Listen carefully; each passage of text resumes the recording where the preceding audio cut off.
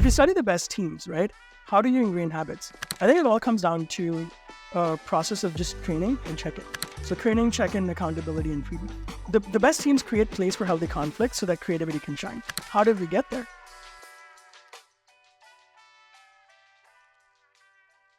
If you study the best teams, right, how do you ingrain habits? I think it all comes down to a process of just training and check-in. So training, check-in, accountability, and feedback. There's actually a football manager, Pep Guardiola, who is, I would say, the second most successful manager right now, because the first is Sir Alex Ferguson.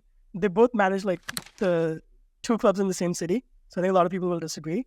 But he basically was the person who developed Messi when he was younger. So he really like developed a lot of like really great players, right? And he follows a Dutch footballer, Johan Cruyff, who had the system called rondos, which basically a rondo was if you put like, let's say like 6 players in a circle and you put 2 in the middle, right? And then the ones outside are basically passing the ball between them. And the ones in the middle, their job is to take the ball or like intercept it. And if they are able to do that, then the person who passed last gets put inside the circle and the person can go on the outside, right? And you don't want to be inside the circle.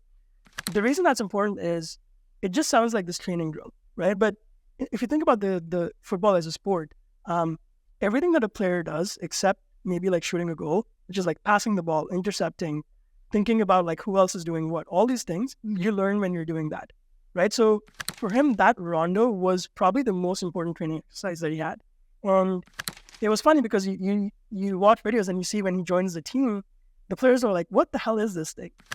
And then he like amps up the intensity and amps up the seriousness. And then they start seeing results and they're like, oh, this is actually important. So that 1 hour training on rondos becomes like the most important thing because that's where you learn the most. And so I think how do we ingrain these habits? It's devising a training that gets people to take action and behaviors based on those values and emotions we're trying to instill over and over again. That's what we did. We did our form of rondos to get the creative team working creatively, right? And actually, I'm not thinking through this because if we separate the process of creation and then from creation to publish, creation actually is really good. How did we get there?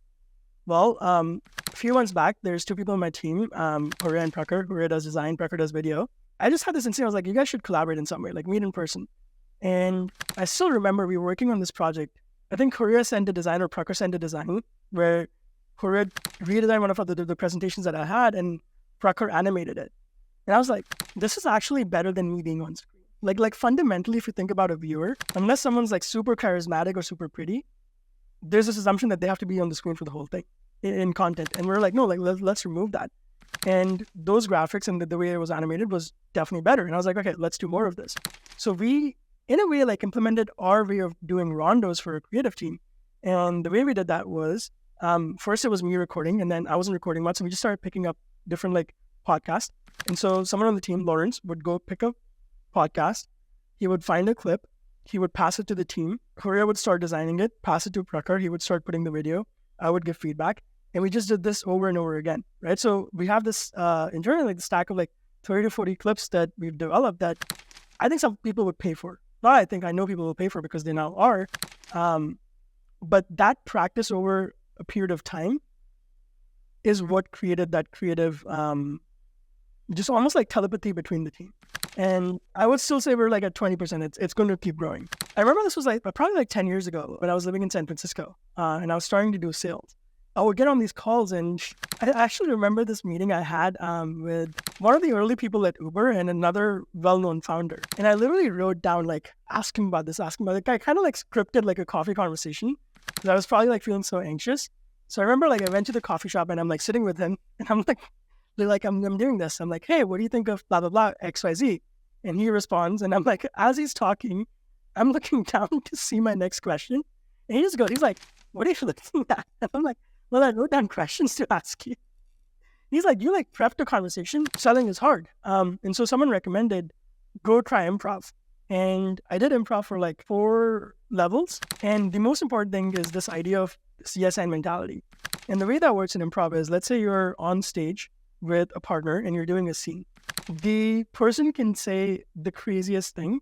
And as long as it's like, this is always like you can't go too sexual and all these different things. But the person on one end can say the craziest thing.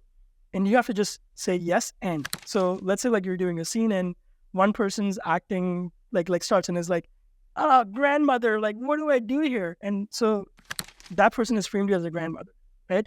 You can't go, I don't want to be a grandmother, I want to be a hero. You just go, how are you doing, son? You just have to like be part of the scene. And by training that, it gave me this idea. There's this idea that like you're there to support the other person and they're there to support you. So whatever crazy thing you do, the reflection back will be a yes and. If you look at creativity, if you actually think about like the way we develop these shorts, especially in the initial stages, there's a great quote from Johnny Ive about how fragile creativity is, especially in the starting part of the process.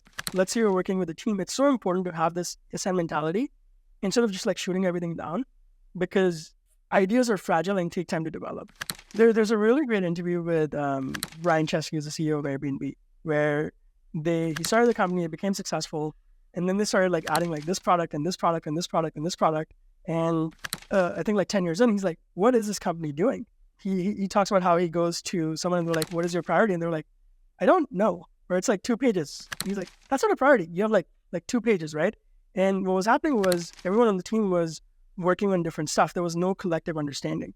And when you have everyone going in different directions, guess what? You don't move because you're being literally like pulled in 2 different directions. So you get like stay stagnant. The creators that are the most conscious, and especially as we start building a team, right?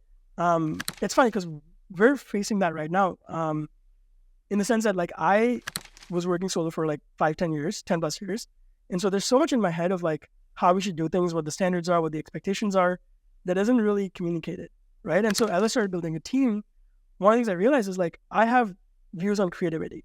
I have views on how teams should be structured. Now I have to pass that to everyone on the team so they understand it.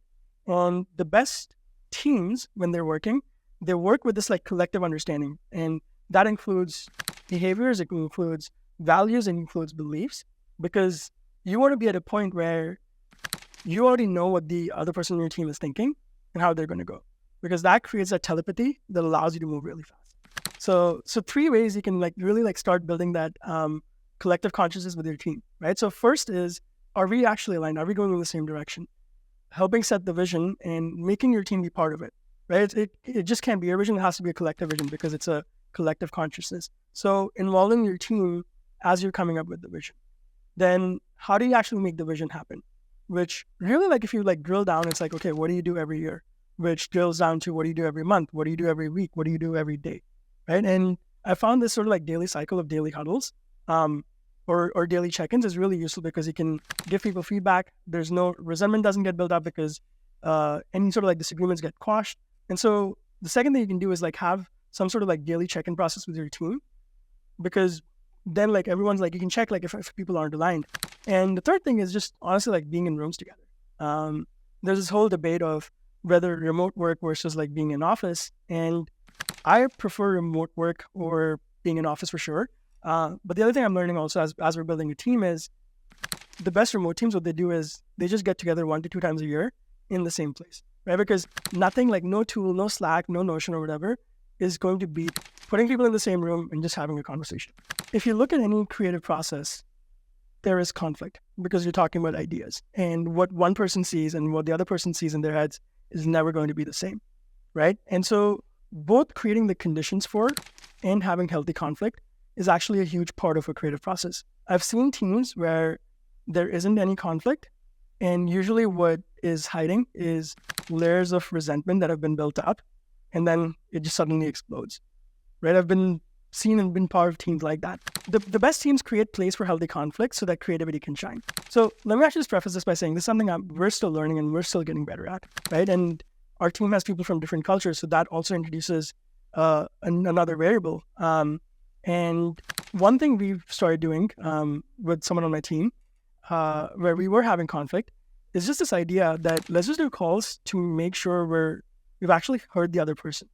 So let's say someone says something, all you go is, I'm just going to reflect back what you said. Did I understand that correctly? Did I understand that right? Because I think a huge part of resolving conflicts is actually making sure that you're being listened to and the other person is being listened to. That listening creates the trust for then the conflict to hopefully turn into a resolution.